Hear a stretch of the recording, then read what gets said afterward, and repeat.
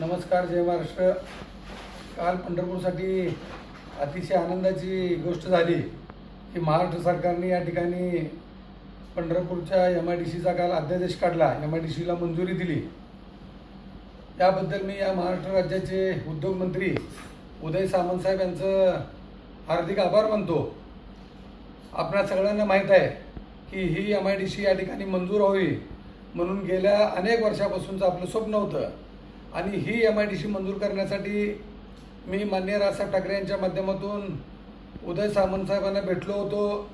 पंढरपुरातील काही सहकाऱ्यांसोबत त्या ठिकाणी उदय सामंत साहेबांना भेटून या ठिकाणी पंढरपूरमध्ये MIDC मंजूर व्हावी यासाठीची मागणी केली होती. आणि ह्या MIDCच्या संदर्भामध्ये ज्या ज्या बैठका मंत्रालयामध्ये घेण्यात आल्या त्या सर्व बैठकांना मी त्या ठिकाणी उपस्थित होतो.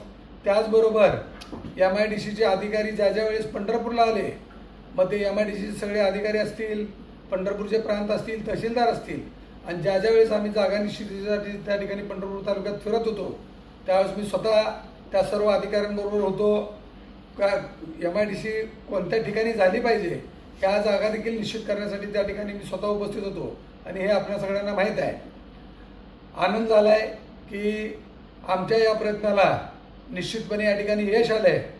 आणि या पंढरपूर मंगळवेढा विधानसभा मतदारसंघातील माझा तरुण भाऊ असेल, तरुणी भगिनी असतील, जे जे शिक्षित आहेत त्या सगळ्या लोकांना आता पुणे मुंबईला जाण्याच्या ऐवजी आपल्या पंढरपूरलाच काम मिळणार आहे आणि पंढरपूरची बेरोजगारी दूर होणार आहे. ज्यांनी ज्यांनी प्रयत्न केले त्या सगळ्यांचंच या ठिकाणी मी मनापासून अभिनंदन करतो. पण हे सगळं होत असताना मी पंढरपूर मंगळवेढा मतदारसंघातील सर्व जनतेला सांगू इच्छितो की वास्तविक पाहता ही MIDC पाठीमागच होणार होती. ज्यावेळेस आम्ही प्रयत्न केले होते, ज्यावेळेस आमच्या मंत्रालयात बैठका झाल्या होत्या, त्यावेळेस उदय सामंत साहेबांनी ताबडतोब MIDC मंजूर करण्याचे आदेश दिले होते, जागा निश्चितीचे आदेश दिले होते.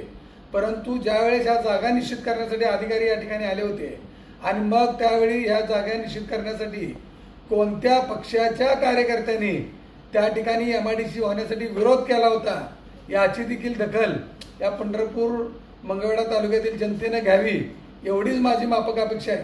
मी कायम जनतेसाठी काम करत राहणार आहे आणि MIDC मंजूर करण्यासाठी या ठिकाणी निश्चितपणे महाराष्ट्र नवनिर्माण सेनेने प्रयत्न केलेत हे आपल्या सर्वांना माहीत आहे. पुनश्च एकदा या राज्याचे उद्योगमंत्री उदय सामंत साहेब यांचं मी जाहीर आभार व्यक्त करतो, त्यांचं अभिनंदन करतो. धन्यवाद. जय हिंद, जय महाराष्ट्र.